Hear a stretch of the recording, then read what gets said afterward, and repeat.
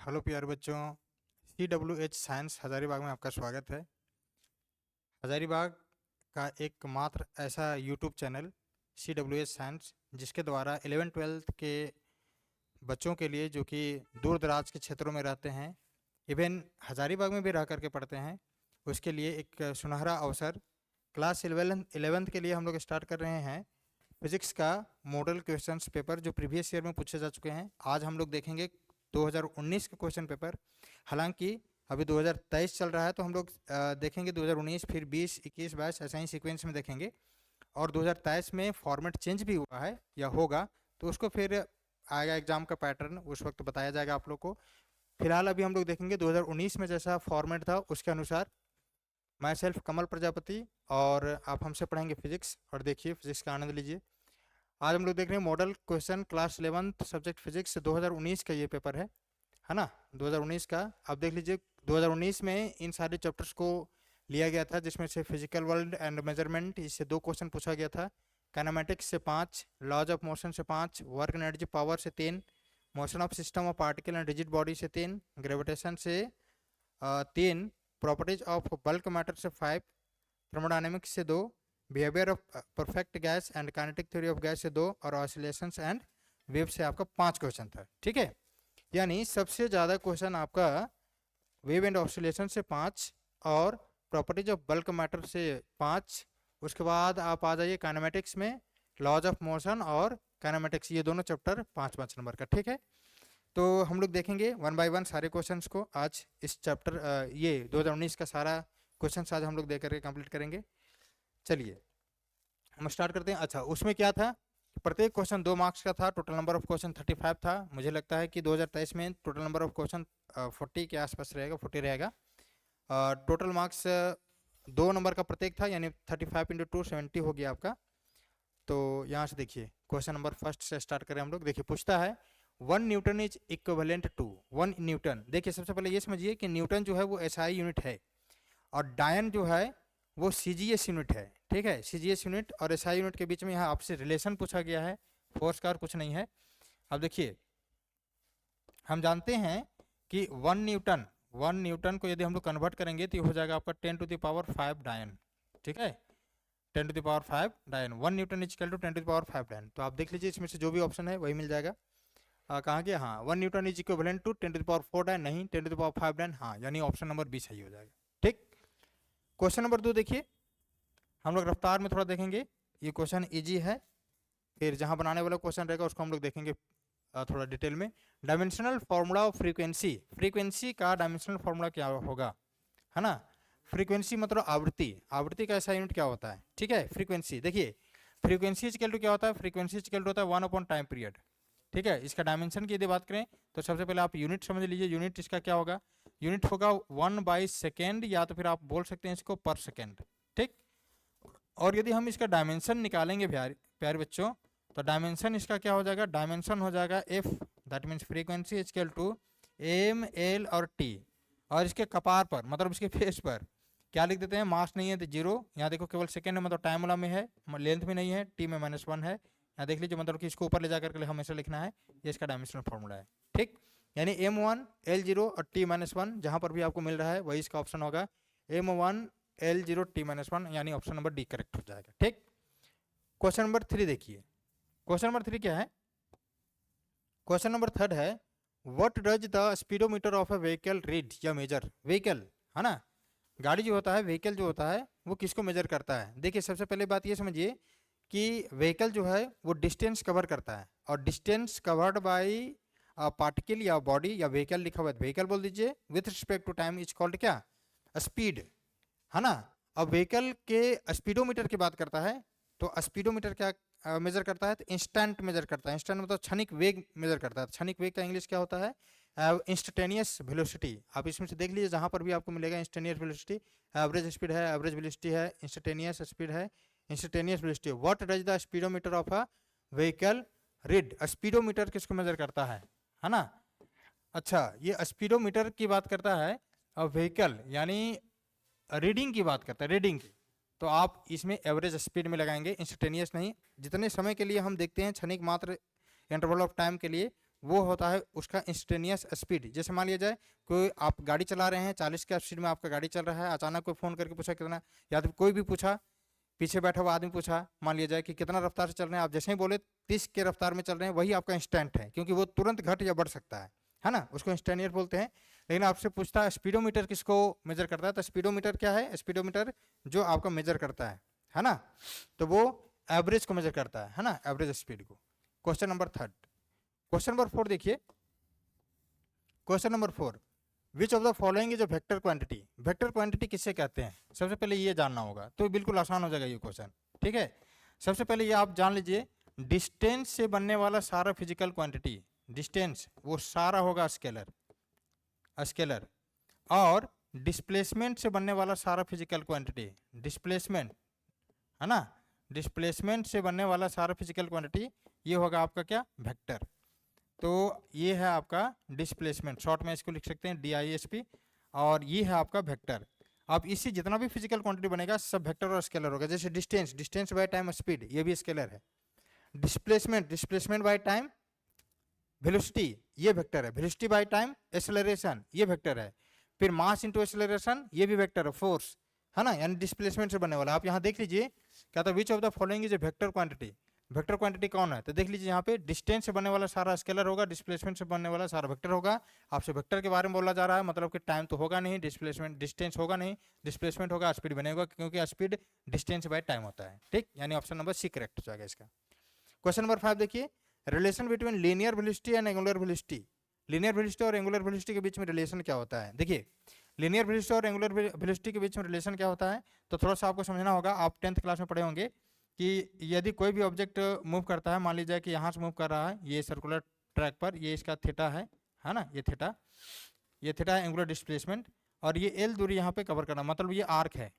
तो आप पढ़े होंगे एंगल बराबर होता है आर्क अपॉन रेडियस, है ना, आर्क अपॉन रेडियस।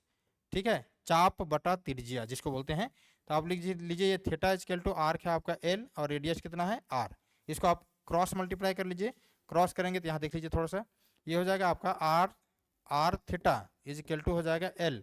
दोनों तरफ डिफ्रेंशिएट कीजिए, तो डिफ्रेंशिएट करेंगे इसको टाइम के रिस्पेक्ट में, यहाँ भी डिफ्रेंशिएट करेंगे टाइम के रिस्पेक्ट में। देखिए यहाँ पे कौन कांस्टेंट है, आर, क्योंकि आर रेडियस है, कभी चेंज नहीं होगा। आर बाहर कर लीजिए, ये हो जाएगा आपका डी थीटा बाई क्या, डी टी इक्वल टू हो जाएगा डी अपॉन डी टी भी, यानी are change in angular displacement with time equal to होता है एंगुलर वेलोसिटी, यानी ओमेगा इक्वल टू क्या, भी। अब देख लीजिए ये वाला ऑप्शन जहां भी मिल रहा होगा वही ऑप्शन सही होगा। आर ओमेगा बराबर भी, या भी बराबर आर ओमेगा। देख लीजिए भी बराबर आर ओमेगा, देखिए फर्स्ट ही वाला ऑप्शन मिल गया हमको, यानी ऑप्शन नंबर ए करेक्ट हो जाएगा। ठीक, क्वेश्चन नंबर 5 कंप्लीट हो गया। क्वेश्चन नंबर 6 देखिए, क्वेश्चन नंबर 6, चलिए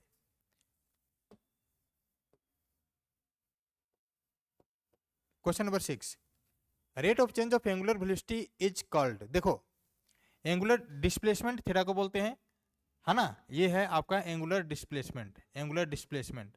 और जब एंगुलर डिस्प्लेसमेंट टाइम के रिस्पेक्ट में चेंज होता है, यानी डी थीटा बटा डी टी, तो ये बनता है ओमेगा, मतलब एंगुलर वेलोसिटी। ठीक है, और यदि एंगुलर वेलोसिटी फिर से चेंज हो जाएगा D omega upon d T, तो ये हो जाएगा एंगुलर एक्सेलरेशन अल्फा। अब आपसे क्या पूछा जा रहा है, हल्का से देख लीजिए, कहता है rate of change of angular velocity, angular velocity यानी ये पूछा जा रहा है, angular velocity by time equal to क्या, change in rate of change of angular velocity by time equal to क्या, एंगुलर एक्सेलरेशन मतलब अल्फा। अब देख लीजिए यहाँ पे ऑप्शन कौन सा है, एंगुलर मोमेंटम नहीं, एंगुलर डिस्प्लेसमेंट नहीं, frequency angular acceleration, option number D correct. ठीक है, क्वेश्चन नंबर 7 देखिए, relation between time period and frequency. अभी तुरंत हम फर्स्ट वाला ही क्वेश्चन में बताए थे, डायमेंशन जब निकाल देते तो फ्रीक्वेंसी और टाइम पीरियड के बीच में रिलेशन पूछता है आपसे, फ्रीक्वेंसी और टाइम पीरियड के बीच में क्या रिलेशन होता है। आप देख लीजिए फ्रीक्वेंसी इक्वल टू होता है 1 अपॉन टाइम पीरियड, तो फ्रीक्वेंसी और टाइम पीरियड के बीच में यही रिलेशन होता है, frequency equal to 1 upon time period. तो यहाँ देख लीजिए क्या है न्यू, अच्छा एफ कंफ्यूज नहीं कीजिएगा, हम एफ फ्रीक्वेंसी को एफ से नोटिस कर रहे हैं, यहाँ न्यू से नोटिस किया, nu equal to 1 upon time period. तो आप मिला लीजिए nu equal to 1 upon time period, जहां भी है वही ऑप्शन होगा, nu equal to 1 upon time period, option number A correct. Question number 8, Newton's first law of motion define. Newton's का पहला नियम किसको डिफाइन करता है, एनर्जी को, वर्क को, इनर्शिया को, मोमेंट ऑफ इनर्शिया को। एनर्जी का फर्स्ट नियम, पहला नियम, सॉरी न्यूटन्स का फर्स्ट लॉ, न्यूटन्स का फर्स्ट लॉ किसको बोलते हैं, यदि किसी भी बॉडी पर यदि किसी कोई भी बॉडी तब तक अपनी अवस्था को कायम रखेगा, या तो फिर विराम में है तो विरामावस्था में रहेगा, या तो फिर गतिमान अवस्था में है तो गतिमान अवस्था में रहेगा, तब तक जब तक कि उस पर कोई एक्सटर्नल फोर्स काम नहीं करे या बाह्य बल नहीं काम करे, उसको हम लोग बोलते हैं न्यूटन्स का फर्स्ट लॉ। और न्यूटन्स के फर्स्ट लॉ को ही जड़त्व का नियम भी बोलते हैं, मतलब मोमेंट ऑफ इनर्शिया बोलते हैं। ठीक है, तो ये किसको डिफाइन करता है? न्यूटन्स फर्स्ट लॉ डिफाइन करता है एनर्जी को नहीं, वर्क को नहीं, इनर्शिया को, और मोमेंट ऑफ इनर्शिया को नहीं, इनर्शिया को करता है, मोमेंट ऑफ इनर्शिया को नहीं, है ना। Moment of inertia I equal to होता है आर ओमेगा, हम लोग आगे देखेंगे इसको, सॉरी इसको आई इक्वल टू होता है एम आर स्क्वायर, है ना, moment of inertia equal to. क्वेश्चन नंबर 8 कंप्लीट हो गया। 9 देखिए, क्वेश्चन नंबर 9। हाँ, question number 9,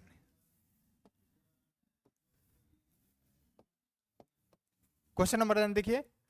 An object of mass 2 kg is moving with acceleration of 50 centimeter per second square. Then force acting on it. Force देखिए, Newton's के दूसरा नियम क्या बताता है? F equal to m a. अब सब कुछ दिया हुआ है यहाँ। मास कितना दिया हुआ है? 2 kg। देखिए 2 kg एसआई सिस्टम में दिया हुआ है 2 kg, और यहाँ दिया हुआ है 50 सेंटीमीटर पर सेकेंड स्क्वायर, है ना। तो 50 और सेंटीमीटर को बदलना पड़ेगा मीटर में, यानी 1 मीटर बराबर होता है 100 सेंटीमीटर, है ना, 100 सेंटीमीटर। तो आप इसको मीटर में बदलिए, 1 सेंटीमीटर इक्वल टू होगा 1 मीटर डिवाइड बाई क्या 100, और यहाँ हो जाएगा इक्वल टू क्या सेंटीमीटर, यानी 1 सेंटीमीटर। यानी यहाँ पे आपको पुट करना पड़ेगा, यहाँ देखिए सेंटीमीटर है तो सेंटीमीटर की जगह पर पुट करना पड़ेगा 1/100, और ये मीटर। और आप देख लीजिए ध्यान से, यहाँ सेकेंड का स्क्वायर, इसको लिखने की आवश्यकता नहीं, यूनिट आप हटा दीजिए, है ना, इसको हटा दीजिए और इसको कैलकुलेट कर लीजिए। ये कितना हो जाएगा? 52 जा 100, और ये पूरा कट जाएगा, है ना, यानी आ जाएगा 1 न्यूटन। 1 न्यूटन देखिए इसमें से कहीं होगा ऑप्शन में, फर्स्ट वाला ही ऑप्शन है, यानी ऑप्शन नंबर 1 करेक्ट हो जाएगा। ठीक है, आई होप कि आपको समझ में आ रहा होगा अच्छे तरीके से। ये क्वेश्चन सारा काफ़ी इजी है, इसलिए थोड़ा रफ्तार में है, मतलब थोड़ा स्पीड बताया जा रहा है ना। क्वेश्चन नंबर 10 देखिए। In case of uniform motion acceleration is, है ना, in case of uniform motion में एक्सेलरेशन क्या होगा? देखिए एक्सेलरेशन क्या होगा यूनिफॉर्म मोशन में? सबसे पहली बात, यूनिफॉर्म मोशन की बात होती है तो वेलोसिटी कांस्टेंट हो जाता है ना, वेलोसिटी कांस्टेंट, यानी v1 इक्वल टू हो जाता है v2। अब यहाँ पूछा जा रहा है किसके बारे में? एक्सेलरेशन के बारे में।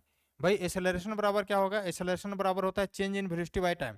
तो वेलोसिटी बाय टाइम मतलब change in velocity v2 minus v1, और बाई टाइम मतलब चेंज इन टाइम मतलब t2 माइनस क्या t1। अब हमने बोल रखा अभी कि v1 इक्वल टू क्या है v2, मतलब चेंज इन वेलोसिटी हो ही नहीं रहा है, वेलोसिटी कांस्टेंट है, ये कहने का मतलब है। यदि वेलोसिटी कांस्टेंट होगा, v1 इक्वल टू यदि v2 होगा, तो आप यहाँ पे v1 की जगह v2 बैठा दीजिए, v2 की जगह v1 बैठा दीजिए, तो ये हो जाएगा v2 माइनस v2, और डिवाइड बाई हो जाएगा t2 minus t1 equal to हो जाएगा 0 by t2 minus t1, t2 minus t1 equal to कितना 0। यानी इस क्वेश्चन का करेक्ट ऑप्शन होगा 0, है ना, यानी ऑप्शन नंबर 1 करेक्ट हो जाएगा। ठीक है, question number 11। A constant retarding force of 50 Newton is applied to a body of mass 10 kg, moving initially with a speed of 10 meter per second. The body comes to rest after, कितने समय के बाद body rest में आ जाएगा? ठीक है, तो देखिए इसका मोशन का कुछ फॉर्मूला है, हल्का सा हम यहाँ पे लिखने की कोशिश करते हैं, थोड़ा सा इसको समझ लीजिए आप, फिर ये क्वेश्चन आसानी से बन जाएगा। देखिए इसका क्वेश्चन, इसका कुछ फॉर्मूला क्या है? देखिए जैसे आप हो गया v equal to u plus a t, आप ये 9th क्लास में भी पढ़े होंगे, है ना। v square equal to u square plus 2as, और s equal to u t plus half, और ये क्या ए टी स्क्वायर। ठीक है, जब भी आपसे क्वेश्चन में डिस्टेंस डिस्प्लेसमेंट की बात कर रहा हो तो ये वाला फॉर्मूला ज़्यादा अप्लीकेबल है, इसको यूज कीजिएगा। डिस्टेंस की बात कर रहा हो तो इसको यूज कीजिएगा, और एक्सेलरेशन या टाइम निकालने की बात कर रहा हो तो भी ये वाला फर्स्ट वाला फॉर्मूला यूज कीजिएगा। अब आप देख लीजिए यहाँ पे क्या पूछा जा रहा है आपसे, कहाँ गया, हाँ द कांस्टेंट, ये तो हो गया ना, नहीं यही, the constant retarding force of 50 newton is applied to a body of mass 10 kg moving initially with a speed of 10 metre per second, the body comes to rest after, कितना समय के बाद? सबसे पहले यहाँ दिया हुआ क्या? फोर्स। तो न्यूटन्स के दूसरे नियम से F बराबर होता है एम ए, है ना, और फोर्स दिया हुआ है आपका कितना 50 न्यूटन। 50 स्केल टू मास भी दिया हुआ है क्या? हाँ 10 kg, तो 10 ए हो जाएगा, है ना। तो ए स्केल टू कितना हो जाएगा 50/10, और 0 0 कैंसिल हो जाएगा, ए स्केल टू हो जाएगा 5 मीटर पर सेकेंड स्क्वायर, ये इसका एक्सेलरेशन आया। अब आपसे पूछा जा रहा है एक्सेलरेशन नहीं बल्कि टाइम, तो आप ये वाला फॉर्मूला इस्तेमाल कर लीजिए। अच्छा ये कैसा पूछा जा रहा है, रिटार्डिंग फोर्स है ना, रिटार्डिंग, तो आप यूज कीजिए v equal to u plus क्या at, ठीक है। अब ये कहता है कि with speed of 10 metre per second moving initially with speed of 10 metre per second, initially move कर रहा है 10 मीटर पर सेकेंड से, ये दिया हुआ है रिटार्डिंग फोर्स की बात करता है, तो v equal to u minus at हो जाएगा आपका।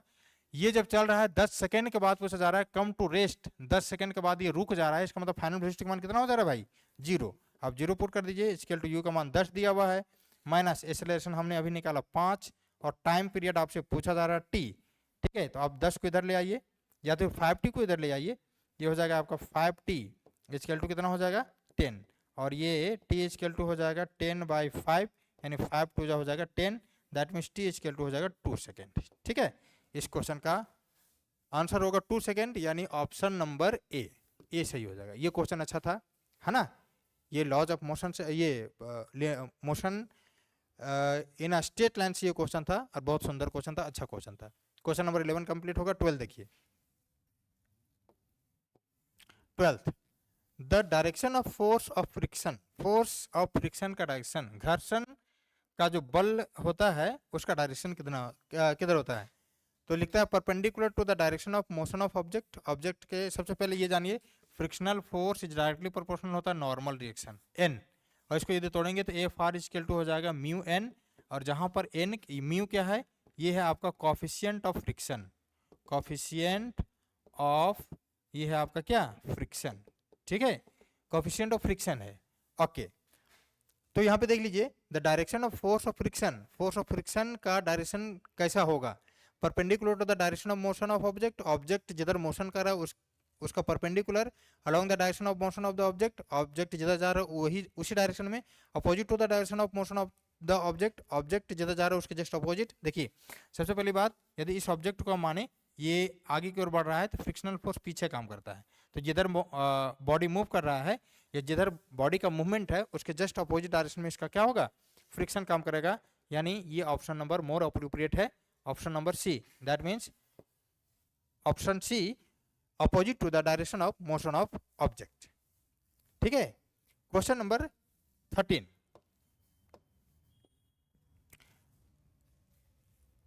क्वेश्चन नंबर 13 क्या है, out of the following which is not the unit of energy, इनमें से कौन एनर्जी का यूनिट नहीं है, एनर्जी का यूनिट, एनर्जी मतलब ऊर्जा, कौन सा नहीं है, जूल तो है, कैलोरी भी है, इलेक्ट्रॉन वोल्ट भी है यानी किलोवाट, ये पावर का यूनिट है यानी यही वाला ऑप्शन होगा। कौन नहीं है, not a unit of energy, energy का यूनिट कौन नहीं है, यानी यही तो है, ये भी है, ये भी है, यानी ये वाला ऑप्शन मतलब कि ये एनर्जी का यूनिट नहीं है, मतलब यही ऑप्शन करेक्ट है इस क्वेश्चन के हिसाब से। लेकिन यदि पूछा जाए एनर्जी का यूनिट कौन है तो ये नहीं होगा, ये इनकरेक्ट है। क्वेश्चन नंबर 14 देखिए, two bodies of mass 1 kg and 2 kg have equal momentum, दोनों का इक्वल मोमेंटम है, then the ratio of their kinetic energies is. तो देखिए काइनेटिक एनर्जी के बीच का आपका रेशियो पूछा जा रहा है, तो काइनेटिक एनर्जी और मोमेंटम के बीच में एक रिलेशन होता है, इसको आपको समझना पड़ेगा पहले। देखिए काइनेटिक एनर्जी इक्वल टू क्या होता है, ये होता है 1/2 mv², ठीक है। यदि हम इसको मास से गुना भाग कर दें कोई असर नहीं पड़ेगा, मास मास कट जाएगा। अब इसको सेट कीजिए, ये हो जाएगा 1/2 और ये हो जाएगा m मिल करके m² और ये v² और डिवाइड बाई हो जाएगा कितना m। इसको सॉल्व कीजिए, 1/2 m और ये v का होल स्क्वायर हो जाएगा और ये क्या हो जाएगा m, और मोमेंटम बराबर क्या होता है p, यानी 1/2 और ये हो जाएगा p² बाई क्या हो जाएगा m।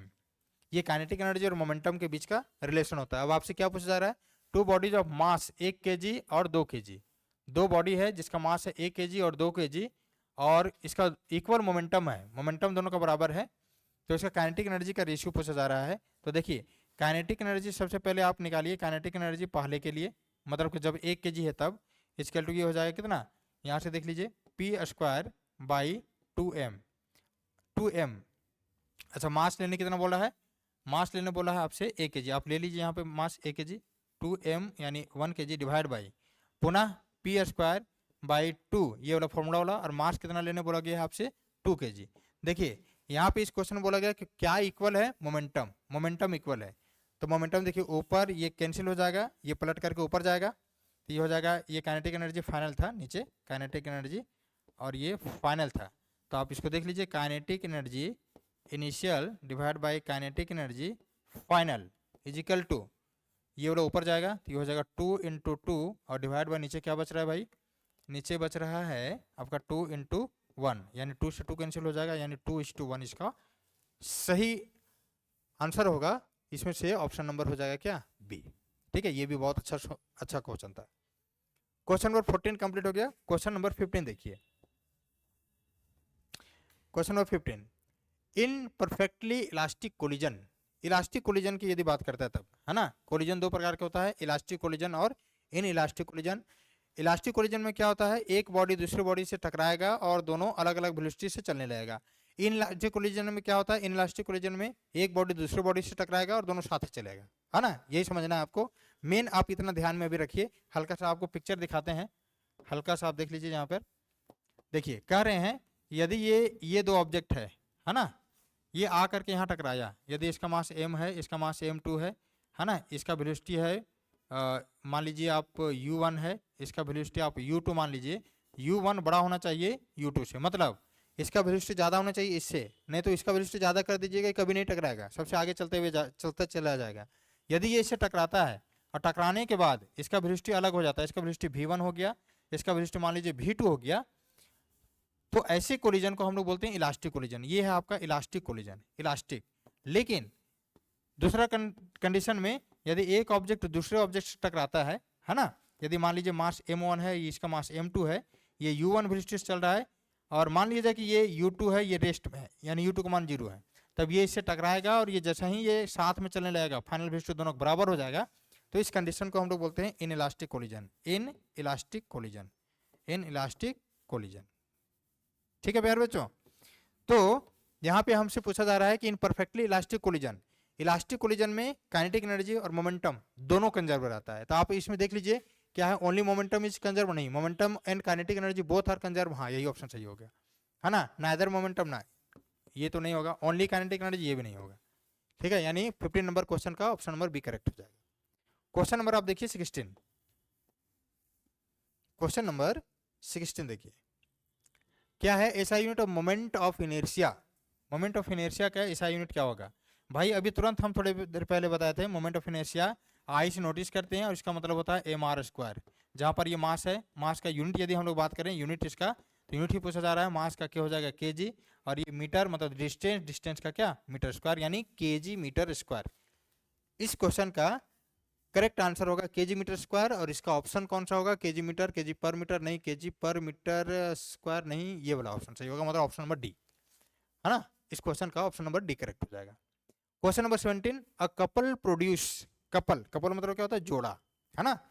कपल क्या प्रोड्यूस करता है, only linear momentum, only rotational motion, linear and rotation motion, और नो मोशन। कपल तो टॉर्क एक्सपीरियंस करता है, तो टॉर्क किस में आता है भाई, लीनियर मोमेंटम में तो टॉर्क नहीं आता है, ओनली रोटेशन मोशन में टॉर्क आता है, लीनियर एंड रोटेशनल मोशन नहीं, नो मोशन नहीं, इसमें होगा ओनली रोटेशनल मोशन।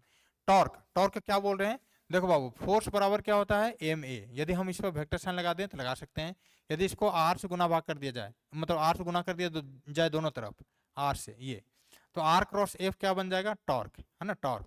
यहाँ से मास स्केलर क्वांटिटी बाहर ले लीजिए, r क्रॉस क्या हो जाएगा a, यही टॉर्क है ना, ये जो है यही टॉर्क है, और ये हमेशा किस कंडीशन में होगा, हमेशा रोटेशनल मोशन में होगा। ठीक है, यदि हम लोग स्टार्ट करते हैं बैच 11th के लिए, तो सीक्वेंस में आपको बताया जाएगा कि रोटेशनल मोशन में क्या होता है, लीनियर मोशन में क्या होता है, लीनियर मोशन रोटेशनल बीच के बीच में रिलेशन कैसे क्या होता है, और कैसे हम लोग एक दूसरे को कनेक्ट करके पढ़ेंगे दूसरे चैप्टर को। ठीक, क्वेश्चन नंबर 17, क्वेश्चन नंबर 18 देखिए। क्वेश्चन नंबर 18 क्या है भाई, क्वेश्चन नंबर 18, क्वेश्चन नंबर 18 है the centre of mass of a body. देखिए सबसे पहले बात ये समझिए कि सेंटर ऑफ मास किसी भी बॉडी का कहीं पर भी लाई करता है, मतलब कि ऑब्जेक्ट के इनसाइड भी या आउटसाइड भी ऑब्जेक्ट के लाइज कर सकता है। तो देखिए lies always at the geometrical centre, नहीं ऐसा कोई बैरियर नहीं है। Lies always inside the body, नहीं ऐसा भी कोई बैरियर नहीं है। Lies always outside the body, नहीं, मे लाइज विद इन और आउटसाइड द बॉडी, है ना, या तो फिर ये बॉडी के अंदर या बॉडी के बाहर, दोनों कंडीशन में कहीं पर भी लाइज कर सकता है ना।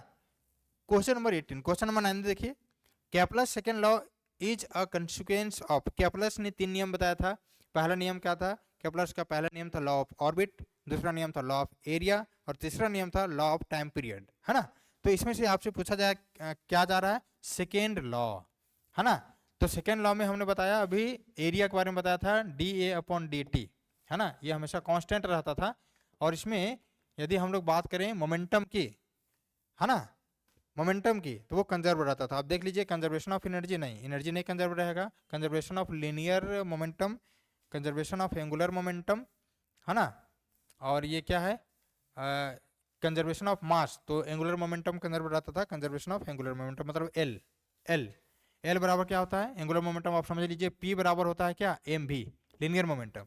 आप केवल इससे आर से गुना कीजिए दोनों तरफ आर से, ठीक है। ये वेलोसिटी का वेक्टर है।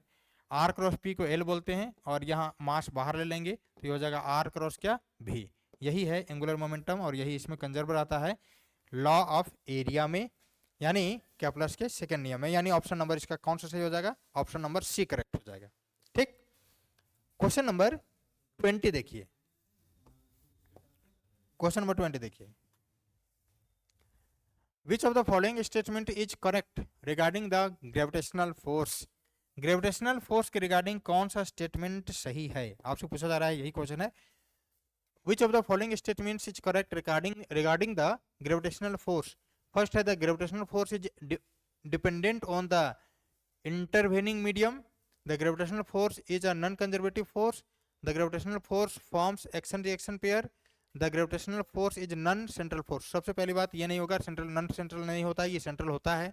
Gravitational force action reaction pair ये होता है। बी नंबर में the gravitational force is non conservative, नहीं, ये कंजर्वेटिव फोर्स है। और ए नंबर ऑप्शन क्या है? The gravitational force is depends on the intervening medium. कोई जरूरी नहीं है, इसको मीडियम की कोई आवश्यकता नहीं है, ये किसी भी ऑब्जेक्ट को खींच सकता है विदाउट मीडियम, ठीक है। जैसे मान लीजिए ये सन है ना, ये सन, और सन के चारों तरफ ये अर्थ मूव कर रहा है, पृथ्वी मूव कर रही है, तो ये इस पर फोर्स लगा रहा है, ये इस पर भी फोर्स लगा रहा है ना।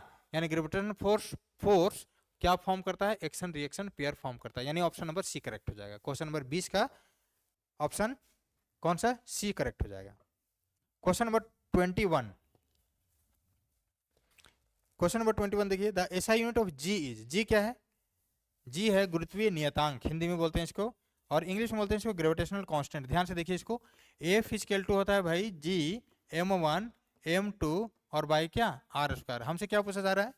यूनिट, ठीक है। तो एक काम कीजिए, इसको आर को इधर ले आइए, तो ये हो जाएगा F r square equal to G m1 m2। ध्यान रखिएगा ये m1 m2 मास है, और यहाँ जी इक्वल टू क्या हो जाएगा? एफ, ये हो जाएगा r square divide by m1 into क्या?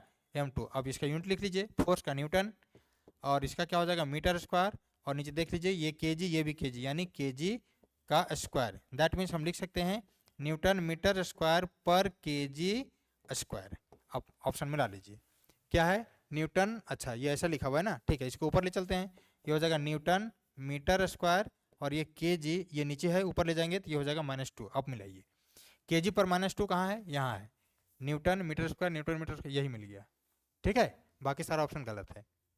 क्वेश्चन नंबर 22 देखिए, solids which breaks above the elastic limit are called. कोई भी सॉलिड बॉडी या तो ठोस मटेरियल बॉडी जो एक इलास्टिक लिमिट के बाद टूट जाता है, उसको हम लोग क्या बोलते हैं? है ना, उसको ब्रेक्टाइल बोलते हैं, भंगूर जिसको बोलते हैं इंग्लिश में, सॉरी हिंदी में, इंग्लिश में इसको ब्रेक्टाइल बोलते हैं। डक्टाइल नहीं होगा, यानी तन्यता नहीं होगा, मलेबल भी नहीं होगा, आघात वर्धिता, और प्रत्यास्थता इलास्टिक भी नहीं होगा, यानी भंगूर होगा, सही है, ठीक। क्वेश्चन नंबर 23 देखिए, क्वेश्चन नंबर 23 क्या है? The shear modulus is also known as. Shear modulus, देखिए modulus, Young's modulus of elasticity, bulk modulus of elasticity और शियर मॉडुलस ऑफ इलास्टिसिटी, ये हम लोग इलास्टिसिटी के चैप्टर में पढ़ेंगे, और इसी से प्रीवियस क्वेश्चन भी था। यहाँ पूछा जा रहा है आपका shear modulus is also known as. Shear modulus को और क्या बोलते हैं? बल्क मॉडुलस बोलते हैं, यंग्स मॉडुलस बोलते हैं, मॉडुलस ऑफ रिजिडिटी बोलते हैं, या पॉइजन रेशियो। देखिए पॉइजन रेशियो नहीं बोलते हैं, यंग्स मॉडुलस भी नहीं बोलते हैं, इसको हम लोग क्या बोलते हैं? यंग्स मॉडुलस मतलब कि स्ट्रेस बाय स्ट्रेन, है ना, पॉइजन रेशियो उसी का रेशियो। बल्क मॉडुलस नहीं होगा, मॉडुलस ऑफ रिजिडिटी, यानी इस ऑप्शन का क्वेश्चन नंबर 23 का option number modulus of rigidity जहां आपको दिख रहा है वही इसका ऑप्शन होगा करेक्ट, है ना, ये ऑप्शन होगा। यूनिट ऑफ प्रेशर, प्रेशर मतलब क्या, दाब। देखिए बाबू, प्रेशर, प्रेशर बराबर क्या होता है, प्रेशर, प्रेशर इक्वल टू होता है force by area, force by area. आपसे यूनिट यदि पूछा जाए तो यूनिट क्या होगा, फोर्स का क्या हो जाएगा, फोर्स का हो जाएगा न्यूटन, एरिया का हो जाएगा मीटर स्क्वायर, यानी newton metre to the power minus 2। अब आप देख लीजिए कैसा ऑप्शन दिया हुआ है आपसे, यहाँ क्या दिया हुआ है, यूनिट ऑफ प्रेशर डायन, नहीं डायन तो फोर्स का सीजीएस यूनिट होता है, पास्कल, अच्छा पास्कल। देखो प्रेशर का ऐसा यूनिट न्यूटन मीटर स्क्वायर भी होता है और इसको पास्कल भी बोलते हैं, ठीक है, पास्कल। यानी इस ऑप्शन, इस क्वेश्चन का करेक्ट ऑप्शन हो जाएगा बी 24। 25 देखिए, hydraulic brakes are based on which law, hydraulic brake, hydraulic brake किसके सिद्धांत पर काम करता है, तो ये पास्कल के नियम पर सिद्धांत पास्कल के नियम पर ये आधारित रहता है, मतलब कि पास्कल लॉ के सिद्धांत पर काम करता है। यानी आप देख लीजिए पास्कल का नियम कहाँ है, टॉरिसियल्स नियम, न्यूटन्स लॉ नहीं, बॉयल्स लॉ नहीं, पास्कल लॉ, ये सब ये है आपका थर्मोडायनेमिक्स का पार्ट, इधर जाने की जरूरत नहीं है, ये काइनेमेटिक्स का पोर्शन है, और ये भी आपका फ्लूइड मैकेनिक्स में पढ़ना पड़ता है, ठीक है। यानी ऑप्शन नंबर ए इसका करेक्ट हो जाएगा।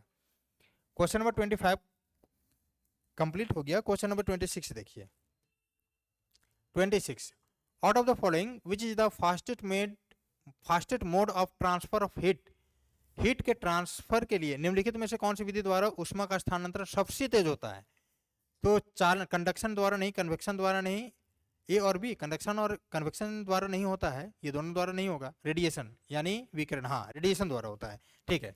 यानी इस क्वेश्चन का करेक्ट ऑप्शन हो जाएगा आपका क्या, क्वेश्चन नंबर क्या बोले 26 का option number C correct. 27, the zeroth law of thermodynamics leads to the concept of, zeroth law of thermodynamics किसको लीड करता है ना, जीरोथ लॉ ऑफ थर्मोडायनेमिक्स। सबसे पहली बात ये समझिए कि जीरोथ लॉ टेम्परेचर को बताता है, यानी टेम्परेचर के इक्विवेलेंट के पोजीशन को बताता है, टेम्परेचर के डिफरेंस को इक्वल करने के बारे में बताता है। तो जहां टेम्परेचर आपको दिख रहा है वही इसका ऑप्शन होगा करेक्ट, इंटरनल एनर्जी नहीं, हीट नहीं होगा, प्रेशर नहीं होगा, टेम्परेचर होगा, ठीक। क्वेश्चन नंबर 27 हो गया है। क्वेश्चन नंबर 28 देखिए,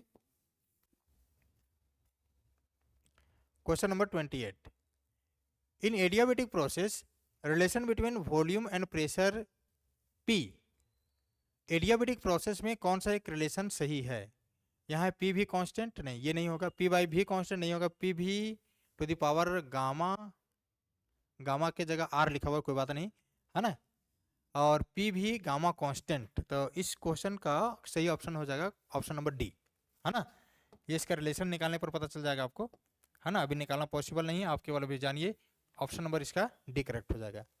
29 क्वेश्चन देखिए, value of universal gas constant, universal gas constant का वैल्यू कितना होता है, 8.3, 8.0, अच्छा ये तो काफ़ी नज़दीक नज़दीक दिया है, 6.67 ये तो नहीं होगा, 3.45 ये भी नहीं होगा, ये दोनों तो बिल्कुल नहीं होगा, इसमें चेक करते हैं। 8.31 जूल पर मोल पर केल्विन, जूल पर मोल पर केल्विन यहाँ भी दिया हुआ है, ये दोनों काफ़ी नज़दीक है, यानी 8 पॉइंट समथिंग से ज़्यादा ही होता है, ये जीरो है मतलब ये भी नहीं होगा, यानी ऑप्शन नंबर ए होगा, ठीक है। 29 का ऑप्शन नंबर ए करेक्ट हो जाएगा। चलिए क्वेश्चन नंबर 30 देखिए, 35 क्वेश्चन है टोटल, 30 में पहुंच गए हैं। Question number 30, if the pressure and the volume of certain quantity of ideal gas are double then its temperature, कहता है if the pressure and the volume of certain frequency of ideal gas are double, तब इसका temperature क्या होगा। सबसे पहले इसका एक इक्वेशन होता है फर्स्ट लॉ का, P V equal to n R T, ठीक है, यानी पी भी इजकल टू, आप टी लिख दीजिए क्योंकि आर रेवर्ड कांस्टेंट है, एन नंबर ऑफ मोल है, ये दोनों कांस्टेंट रहेगा। अब आपसे जो क्वेश्चन पूछा जा रहा है वो देख लीजिए, क्या पूछता है, आइडियल गैस में किसको डबल करता है, डबल किया जा रहा है आइडियल गैस के प्रेशर को और वॉल्यूम को, प्रेशर और वॉल्यूम को डबल कीजिए, प्रेशर अभी पी है 2p कर दीजिए, और भी है भी अभी इसको 2b कर दीजिए, इसके 2 हो जाएगा t, तो टेम्परेचर हो जाएगा कितना 2 2 जा 4 यानी 4, और ये p भी, और ये कितना हो जाएगा t यानी 4 टाइम्स हो जाएगा। अब देख लीजिए इसमें से ऑप्शन 4 टाइम्स कहाँ है, बिकम डबल नहीं, बिकम 1/4 नहीं, ये भी नहीं होगा, रिमेन कांस्टेंट नहीं, कांस्टेंट नहीं, बिकम 4 टाइम्स, हाँ option number D. Question number 31 देखिए, time period of simple pendulum, इसको याद रखना पड़ेगा, टाइम पीरियड सिंपल पेंडुलम का होता है T equal to 2 pi under root L upon G. अब आप मिला लीजिए जहां भी है इसका option, T equal to 2 pi L upon G, option number A में ही दिया हुआ है। चलिए क्वेश्चन नंबर 31 कंप्लीट। 32 देखिए, क्या है frequency of second pendulum. Second pendulum का फ्रीक्वेंसी कितना होता है। सबसे पहले ये आप जान लीजिए, सेकेंड पेंडुलम का टाइम पीरियड होता है 2 सेकेंड, है ना। सेकेंड पेंडुलम का टाइम पीरियड होता है 2 सेकेंड। तो टाइम पीरियड इक्वल टू होता है, या तो फिर आप फ्रीक्वेंसी पूछा गया ना, फ्रीक्वेंसी आप निकाल लीजिए, डायरेक्ट फ्रीक्वेंसी निकालिए। फ्रीक्वेंसी इक्वल टू क्या होगा, फ्रीक्वेंसी इक्वल टू होगा 1 अपॉन टाइम पीरियड, और ये हो जाएगा आपका 1 अपॉन टाइम। सेकेंड पेंडुलम का आपसे पूछा जा रहा है यहाँ पे किसका फ्रीक्वेंसी, सेकेंड पेंडुलम का। सेकेंड पेंडुलम का टाइम पीरियड होता है 2 सेकेंड, यानी 1/2। इसको आप कैलकुलेट कीजिए 0.5 हर्ट्ज, है ना। हर्ज बोलिए व पर सेकेंड बोलिए, एक ही चीज़ है। तो आपसे हर्ज में यहाँ ऑप्शन दिया हुआ है, तो आप हर्ज वाला ही टिक करना होगा। 0.5 यानी ऑप्शन नंबर ए ही करेक्ट हो जाएगा इसका। क्वेश्चन नंबर 33 देखिए, विच of the following expressions does not represent simple harmonic motion. Simple harmonic motion सबसे पहले आप ये जान लीजिए, साइन और कोस दोनों में हो सकता है, साइन में भी हो सकता है, कॉस में भी हो सकता है, ठीक है, लेकिन स्क्वायर में नहीं होगा। आप यहाँ पे छाट लीजिए कि कोई स्क्वायर में तो नहीं है। देखिए x equal to a cos theta, a cos omega t, b sine omega t, दोनों में है, ये ऑप्शन होगा। X equal to a cos omega t, देखिए कॉस में ये भी होगा। X equal to b sine omega t plus beta, ये भी होगा। यहाँ स्क्वायर लगा हुआ है, मतलब ये वाला ऑप्शन नहीं होगा। Correct, incorrect. क्वेश्चन नंबर 33 हो गया। 34 देखिए,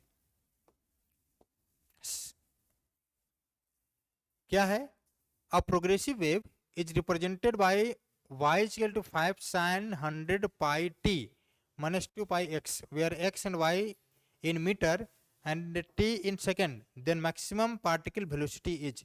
मैक्सिमम पार्टिकल वेलोसिटी के बारे में आपसे पूछा जा रहा है।